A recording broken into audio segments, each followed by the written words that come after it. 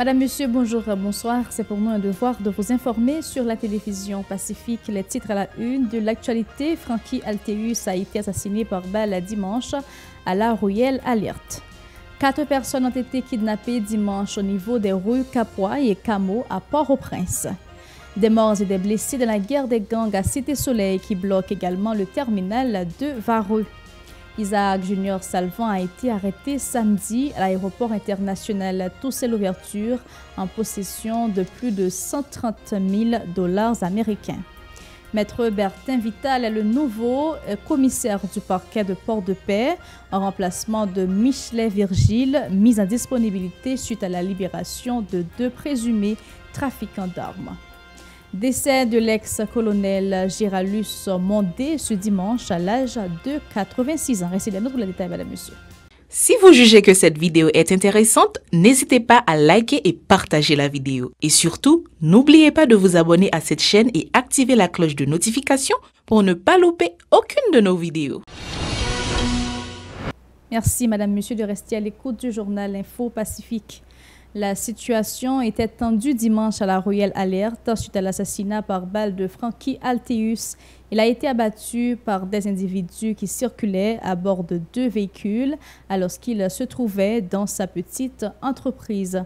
En signe de protestation, des résidents ont bloqué l'accès à cet endroit à l'aide de grosses pierres, de véhicules et d'autres objets encombrants. Un présumé kidnappeur a été stoppé et un agent de l'ordre a été blessé samedi lors d'une opération pour tenter de déjouer un cas de kidnapping à Delma 30. Selon des résidents, les malfrats ont toutefois pris la poudre d'escampette avec l'otage et une arme automatique qui était en possession du caïd abattu a été récupérée par la PNH. On a aussi appris qu'un individu a été tué dans l'échange de tirs avec la police qui a pu écrouer 6 autres de la commune de la Croix-des-Bouquets. Entre-temps, à Torcelles, les policiers ont libéré 2 otages qui ont été enlevés à Pernier de la commune de Pétionville, où un individu a été aussi stoppé. Dans la foulée, on a appris que des affrontements entre gangs rivaux à Cité-Soleil ont fait plusieurs morts, dont des membres de la population. Des blessés ont été aussi recensés. Les caïds ont sémé la terreur dans le plus grand bidonville de la capitale pour un contrôle de territoire. Une situation qui entraîne le blocage des activités au terminal de Vareux. La situation de violence qui prévaut à Cité-Soleil a entraîné la paralysie de toutes les activités au niveau du terminal de Vareux. En effet, les camions des transporteurs n'ont pas été approvisionnés en essence et comme conséquence directe, le transport en commun est touché de plein fouet. On en veut pour preuve la présence de très peu de véhicules publics et même privés constatés lundi sur plusieurs artères de la capitale. Des chauffeurs en ont profité pour majorer les prix de certaines courses. 15 gourdes ont été ajoutées sur les 35 que réclamaient habituellement les conducteurs assurant notamment le trajet Pétionville-Portail de Léogane. Ils ont indiqué qu'ils peinent à trouver le gallon de la gasoline qui se vendait jusqu'à 750 gourdes au marché noir avant le 11 juillet. Écoutons leurs propos recueillis par Aubert de Charles, les mots de les gens. Toute pompe fermée, pas de pompe qui ouvre. Et à terre acheter gaz à 400 gouttes. Bon, nous habitués avec nous vivons avec quand même. L'un qui a chargé, nous charger, l'un qui a chargé, ça nous est non bon. Parce que nous, c'est dans le Carrefour Brémont que nous sommes base chauffeur moto Carrefour Brémont. C'est que nous-mêmes, nous allons joindre gaz pour nous fonctionner. Parce que nous connaissons nos moments qui ont pays à dérouler là, parce que nous-mêmes, nous avons joindre gaz là, comme si pour nous faire dégager nous comme ça doit. Bon, moi, je n'importe 15-22 jours là, que ces gallons gaz, moi, m'a acheté n'importe 150 $. Et pourquoi pas, je dis à 250 $, moi, je vais un pour m'acheter. Et pour nous-mêmes, la vie est vraiment terrible. Parce que nous avons constaté toutes les motos là, pas de qui déplacés. On ne pas de gaz. Même machine, on peut remarquer dans la rue, il n'y a pas de machine. On ne peut pas fonctionner. Même dans le galon, on ne peut pas de gaz aujourd'hui lundi. Bon, normalement, moi, ça a environ 3 semaines et en bas misère. On prend des jeunes pour cap gaz. C'est pas comme ça même du tout dans le moment. On prend même dans le galon à terre. pour venir pour pas jouer gaz. Plus loin, ces citoyens fustigent l'équipe gouvernementale qui n'a nullement soulagé les plus démunis livrés à la fureur des gangs armés qui imposent leurs lois dans la capitale et ses périphéries. Ces conducteurs ont déclaré qu'il est inconcevable que la cité soit abandonnée ainsi aux caïds. Écoutons leur réaction, toujours au micro d'Aubert de Charles et Maud Léjean. Nous n'avons pas de dirigeants, nous n'avons pas parlé des dirigeants. Bon, ça m'a dit autorité, c'est eux-mêmes qui concernent, ok? Mais nous connaissons qui genre zone gaz va passer, c'est vrai, mais c'est eux-mêmes qui connaissent qui genre y a metté en garde à vous comme si que nous-mêmes pour nous recevoir gaz pour nous capables de faire trajet correctement. Normalement nous-mêmes ça n'a pas lancé. Nous pas fonctionner, on peut pas diriger comme ça parce que pas gaz il va gagner. On prend des bagages qui va gagner, on prend des dirigeants pour prendre responsabilité, on prend pour gaz à circuler, pour tout le monde jeune gaz à l'aise pour fonctionner. OK, bah sinon on va le jeune nous va passer dans l'autre phase pour prendre décision pour jeune gaz si l'état va prendre responsabilité nous-mêmes. Le porte-parole de la police nationale, Garé Desrosiers, a indiqué que des dispositions seront adoptées pour renforcer la lutte contre les gangs armés, notamment dans la région métropolitaine de Port-au-Prince. Il s'est toutefois félicité de certaines opérations menées par les agents de l'ordre pour traquer les malfrats, particulièrement à Delma 30, à Torcelles et Pernier. Il était joint au téléphone par Esdra Jeudi. Écoutons. Et lundi 4 juillet 2022, BLTS détruit 4 champs de plantation de marijuana dans le quartier Morin, qui sont localités dans la commune Limonade. Et la police BLTS interpellé 3 juillet et Edison Etienne, qui lui-même est en possession de 12 kilos de marijuana. Et une patrouille la police procède à l'arrestation jeudi 7 juillet 2022 dans la quête qui sont communes Guadeloupe et 6 membres qui viennent pour avec 400 marosos, chef d'accusation, vol armé, vol de véhicules, enlèvement, braquage, détournement de camions. Et dans la zone Carrefour New York, qui trouvait dans la zone Guadeloupe, suite à échange de tirs et bandits avec la police, gagné malheureusement un bandit qui est blessé mortellement. Et suite à lutte acharnée que la police a entreprendre dans la zone toute Guadeloupe, notamment dans la zone d'Oncel, et gagné plusieurs bandits qui tirent en direction à la police. Et la police même riposté et ils sont arrivés prendre la fuite mais gagné là-dedans qui malheureusement blessé mortellement et pendant opération Zato gagné 2 adolescents que la police récupéré et selon toute information minière était content enlevé 2 jeunes des adolescents pour que la police arrive récupérer. Le gouvernement haïtien, par l'intermédiaire du ministre des Affaires étrangères Jean Généus et l'Organisation des États américains OEA ont paraphé vendredi un protocole d'accord en vue du renforcement des capacités de la police nationale à lutter contre l'insécurité.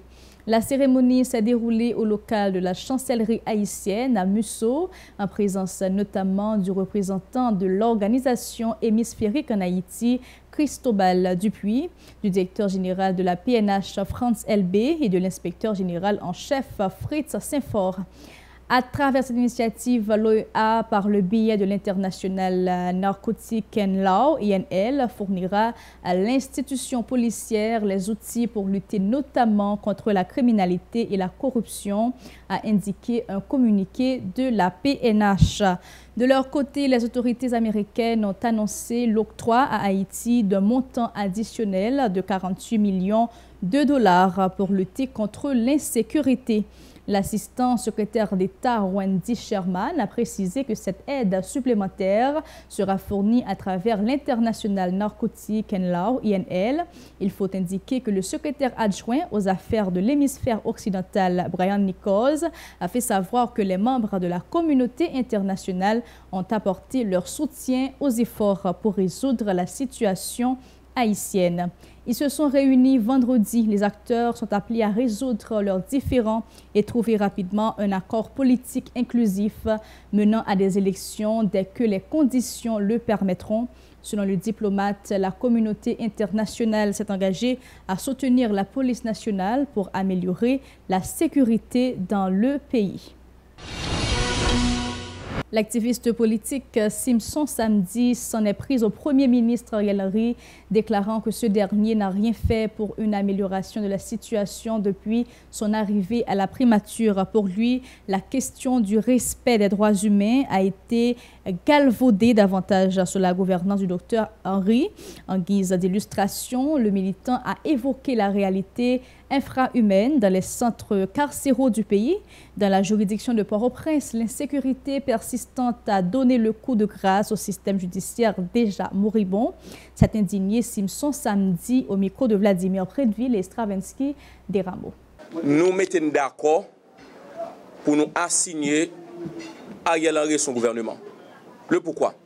Et article 133 Constitution, il mettait en évidence la bicéphalité, le président de la République ainsi le Premier ministre. Donc la question que c'est un Premier ministre de facto qui mène un pays et qui prend décision, qui a posé des actions judiciaires, des cas économiques, financièrement, en tête l'État et engager l'État. Donc nous estimons que c'est illégal et inconstitutionnel. Ça c'est un premier point qui fait que nous-mêmes, nous mettons d'accord pour nous assigner au gouvernement Ariel Henry. Deuxième point, c'est que l'État a l'impérieuse obligation pour garantir la vie et le respect des droits individuels chaque grain de citoyen dans le pays. Mais nous constatons au contraire, ce n'est pas ça que le gouvernement Ariel l'a fait. De préférence, c'est protéger gang, c'est protéger et ensemble de monde qui gagne un franchise douanière. De son côté, le militant Jean-Élisée Céliscar suggère de faire appel à un juge de la Cour de cassation de la République pour assurer la présidence du pays et de mettre sur pied un gouvernement inclusif pour sortir le pays du bourbier. Cette démarche pourra ouvrir la voie à l'organisation d'élections pour favoriser le retour à la normalité, estime l'activiste, soulignant que les acteurs font face à un grave problème de confiance. Pour lui, des querelles de chapelle et des intérêts mesquins continuent d'alimenter la crise alors que la majorité de la population est à bout de souffle à cause notamment de l'insécurité chronique. Il est toujours au micro de Vladimir Predville et Stravinsky des Rameaux. Depuis plus passé une année, depuis l'assassinat du président Jovenel Moïse, aucun acteur, aucun monde pas d'accord pour nous réunir ensemble pour trouver une solution. Et ça fait au niveau chemin de l'Université Haïti, nous venons comprendre que le pays a trouvé dans une crise de confiance. Crise de confiance, ça veut dire qui ça? Si Jacques voulait, c'est lui pour mettre président. Si Jean voulait, c'est lui pour mettre président à la longue pour un seul bagaille. Pour organisation élection pour le fait, pour que c'est eux-mêmes qui gagnent président, qui gagnent sénateur, qui gagnent député, qui gagnent Kazek, Azek. Et pour le système continuer à perpétrer, pour le peuple continuer dans la misère, dans la situation difficile, gang à gauche à droite, gaz à stocker, je dis à nous, pas de gaz dans la rue, presque pas de trafic et pas de mouvement trafic public. Donc c'est dit que c'est une crise de confiance qui mettait nous dans la situation qu'on est là. Côté que en quel monde pas d'accord pour bailler le bénéfice du doute à un monde et pour permettre que nous évacuer la situation de crise là pour nous organiser l'élection. Dans ce sens ça, chemin de délivrance Haïti t'as rencontré la commission médiation et nous faisons part de propositions que nous gagnons. Nous sommes sortis depuis le 14 juillet pour nous dire face à la crise de confiance que le pays a trouvé là, meilleure façon pour nous résoudre et je nous entends, c'est aller vers la Cour de cassation, prendre un juge et occuper par les nationales là et monter un gouvernement de consensus et largement l'argent, je toujours dit là, pour permettre que nous organiser l'élection 50-50 pour tout le monde capable de en confiance.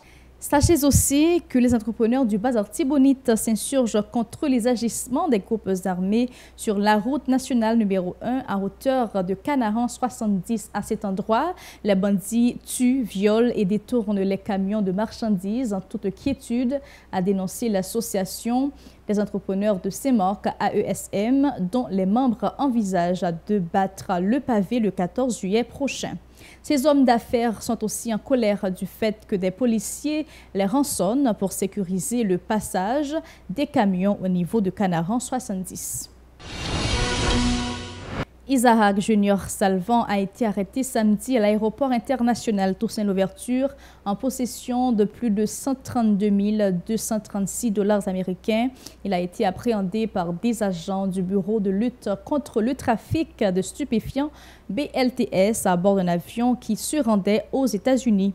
Il faut aussi indiquer que Maître Bertin Vital est le nouveau commissaire du parquet de Port-de-Paix en remplacement de Michelet Virgile, mis en disponibilité suite à la libération des 2 présumés trafiquants d'armes. Et sachez également que l'ex-colonel Géraldus Mondé, des anciennes forces armées d'Haïti FADH, est décédé dimanche à l'âge de 86 ans.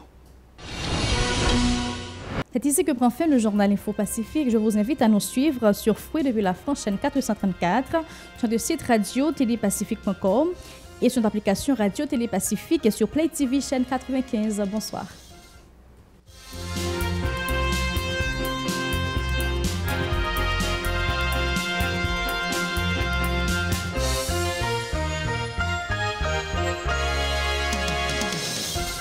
Si vous jugez que cette vidéo est intéressante, n'hésitez pas à liker et partager la vidéo. Et surtout, n'oubliez pas de vous abonner à cette chaîne et activer la cloche de notification pour ne pas louper aucune de nos vidéos.